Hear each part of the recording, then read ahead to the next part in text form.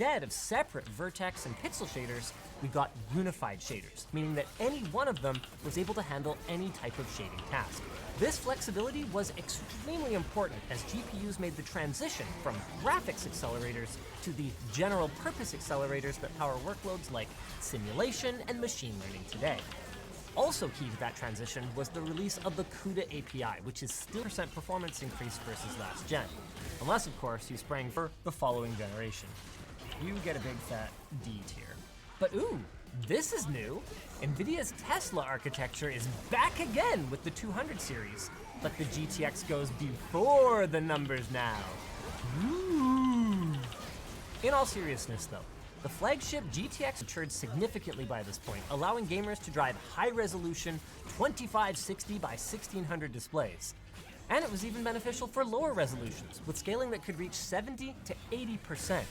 That means that two mid-range cards was a great $120 cheaper in today dollars if you account for inflation. Oh yeah, and it also cost $150 then dollars less than the GTX 280 that it replaced. It wasn't all rainbows and sparkles though. It was also blazing inferno. The GTX Furnace bar pricing stayed the same at $500 for the top-end single GPU card.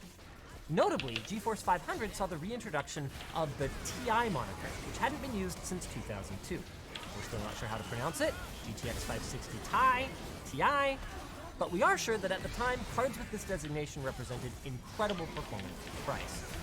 Fun fact, if you've ever had the misfortune, by the way, of buying a fake GPU from a site like Wix, notable things about our next generation, GTX 600, is that NVIDIA's Kepler architecture was the first time they tried to pass off a mid-tier GPU as a flagship.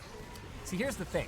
The GTX 680 uses a GK104 chip, but the flagship die of each generation almost always ends in a matters worse, AMD, sayonara ATI branding, took its first performance crown in some time with the HD 7970. Was intended for gamers, or for professionals, or for 8 times better double precision floating point performance. But then, in subsequent iterations of these Titan cards, those advantages would ultimately disappear, and in retrospect, I think the Titan project was simply a way for NVIDIA to test gamers' tolerance for much higher prices. $1,000! One was dynamic super resolution, which was possible to do before, but simplified and allowed you to render your game at a higher than native resolution, then downsample it for a smoother, major marketing point for NVIDIA. But with that said, even the properly high games. I mean, to be clear, these were fast cards, and shockingly efficient considering that the transistors were the same size as Kepler. But NVIDIA set our expectations maybe a little bit too high.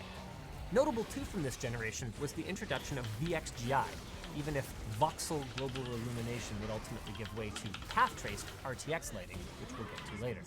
And finally, it's impossible to talk about this generation debacle, for which NVIDIA eventually had to settle a class action lawsuit.